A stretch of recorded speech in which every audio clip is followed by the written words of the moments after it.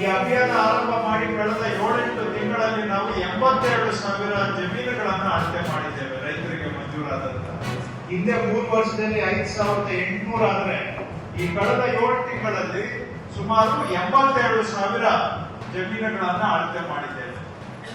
So ಇದರಿಂದ ಅವರು ಬಂದು ನಮ್ಮ ಕಚೇರಿಗೆ ಅಲಿಯೋದ್ರ ಬದಲಿಗೆ ನಮ್ಮ ಇಲಾಖೆ ಅಧಿಕಾರಿಗಳೇ ಜನಗಳ ಮನೆ ಬಾಗಿಲಿಗೆ ಹೋಗಿ ಕೆಲಸ ಮಾಡುವಂತ ಇದರಿಂದ ಅವರಿಗೆ ಜನಗಳಿಗೆ ಒಂದು ನೆಮ್ಮದಿ ಸಿಗಬೇಕು ಅಂತಕ್ಕಂಥದ್ದು. ಯಾಕಂದ್ರೆ ಅವ್ರಿಗೆ ದುರಸ್ತಿ ಆಗದೆ ಹೋದ್ರೆ ಅವರು ಒಂಥರ ಅಲಿತಾನೆ ಇರಬೇಕು. ಅದು ಮಕ್ಕಳಿಗೂ ಆಗೋದಿಲ್ಲ, ಲೋನ್ ತಗೊಳಕ್ ಆಗೋದಿಲ್ಲ, ಆಗಮನಕ್ಕೆ ಆಗ್ತಾ ಇಲ್ಲ.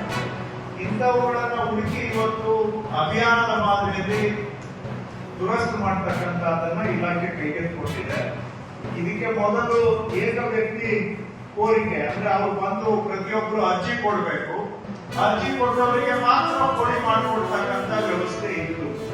ಇದರಿಂದ ಯಾರು ಶಕ್ತರಿದ್ದಾರೆ, ಯಾರು ತುರ್ತು ಇದೆ ಅಂತವರು ಮಾತ್ರ ಪ್ರಯೋಜನ ಪಡ್ಕೊಳ್ತಾ ಇದ್ರು. ಅದನ್ನ ಮಾಡಿಸ್ಬೇಕಾದ್ರೆ ಬಹಳ ಕಷ್ಟ ಸಾಧ್ಯ ಆಗಿತ್ತು. ಆದ್ರಿಂದ ಹೊರಗಡೆ ಬಂದು ಇವತ್ತು ನಾವೇ ರೈತರ ಮನೆ ಬಾಗಿಲಿಗೆ ಹೋಗಿ ಕೋಡಿ ಮಾಡಿಕೊಡ್ತಕ್ಕಂಥದ್ದನ್ನ ಆರಂಭ ಮಾಡಿದ್ದೇವೆ. ಸಂಕಲನಕ್ಕೆ ಯುವ ಕೇಂದ್ರ ಸಾಹಿತ್ಯ ಅಕಾಡೆಮಿ ಪ್ರಶಸ್ತಿ ಬಂದಿದೆ. ನನಗೆ ಬಹಳ ಸಂತೋಷ ಆಗಿದೆ. ನಮ್ಮೂರಿನಲ್ಲಿರುವಂಥ ಎಲ್ಲರಿಗೂ ಸಂತೋಷ ಆಗಿದೆ ಈ ಪ್ರಶಸ್ತಿ ಬಂದಿದ್ದು. ಅವ್ರ ಸಂತೋಷವನ್ನು ನೋಡಿ ನನಗೂ ಸಂತೋಷ ಆಗಿದೆ, ನನ್ನ ಕುಟುಂಬದವರಿಗೆ, ಆತ್ಮೀಯರಿಗೆ, ಬಳಗದವರಿಗೆ ಎಲ್ಲರಿಗೂ ಸಂತೋಷ ಆಗಿದೆ. ಈ ಬಚ್ಚೆಯ ಜಗಲಿ 13 ಒಬ್ಬನನ್ನು ಕುರಿತ 2 ಕಾವ್ಯಗಳನ್ನು ಕುರಿತ 13 ವಿಮರ್ಶೆಗಳಿವೆ. ಒಂದು ವಿಕ್ರಮಾರ್ಜುನ ವಿಜಯ, ಒಂದು ಆದಿಪುರಾಣ ಅನ್ನುವಂಥ 2 ಕಾವ್ಯಗಳು, ಅದನ್ನು ಕುರಿತು 13 ವಿಮರ್ಶೆಗಳು.